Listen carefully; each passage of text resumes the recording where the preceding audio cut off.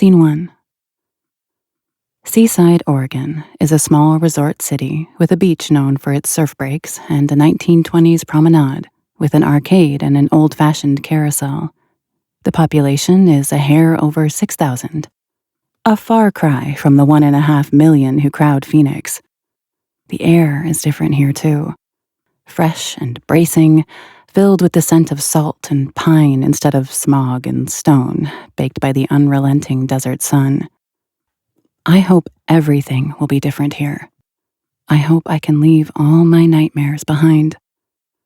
Preoccupied with thoughts of all the work that needs to be done to the house, I drink my coffee and eavesdrop on conversations, trying not to wonder what Cass would have to say about this place, how he'd be bouncing off his stool with excitement.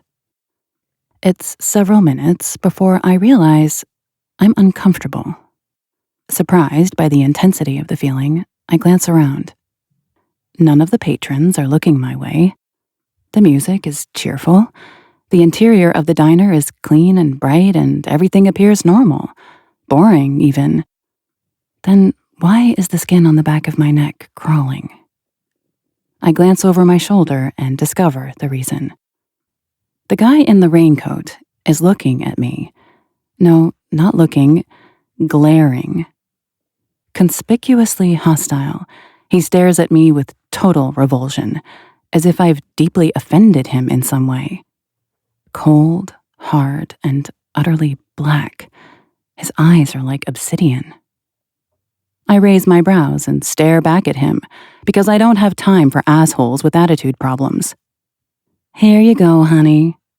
The nice waitress deposits a plate in front of me.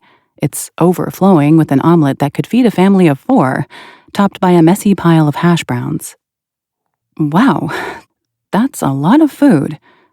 She laughs, her stomach jiggling. I should have warned you about the portion sizes. Cal, that's my husband, is the cook, and he likes folks to leave feeling they got a lot for their money. Tell Cal you can raise the price of this omelet by $10 and I'd still feel like I got a lot for my money. I poke at the huge, fluffy mound with my fork. How many eggs are even in this thing? She chuckles. Who knows? I gave up trying to get him to follow recipes years ago. I hope you like it, honey. I'm sure I will. Thanks.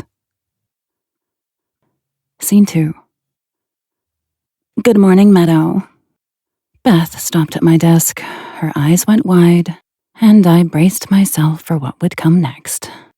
Oh, I'm happy you finally decided to stop trying to cover up that awful scar. By the end of the day, your makeup just wears off, and you can see it anyway. It's such a shame. You were such a beautiful girl. I mean, you still are, even with the scar on your face. Beth smiled a bright smile as she continued by my desk as if she wasn't just a royal bitch. Who says that? Beth does, that's who. And most everyone else. At least she makes comments to my face, instead of whispering them behind my back. I should have been used to it by now. From the moment I'd woken up in the hospital with this hideous scar marring my face, people have been making comments. Oh, you poor thing. Does it hurt? So sad to mark such a pretty face. I've heard it all, and mostly I ignored the stares and running commentary about how my scar came to be. People comment as if I don't know I have a 6-inch scar running from my ear to my chin. I knew it was there. I saw it every day. A stark reminder that I was lucky to be alive. My flesh had been flayed open with such force, 2 of my teeth were dislodged, and I have dental implants. Unfortunately, even after plastic surgery, the scar was still prevalent. These days, I chose to view the mark as a symbol of what I lived through.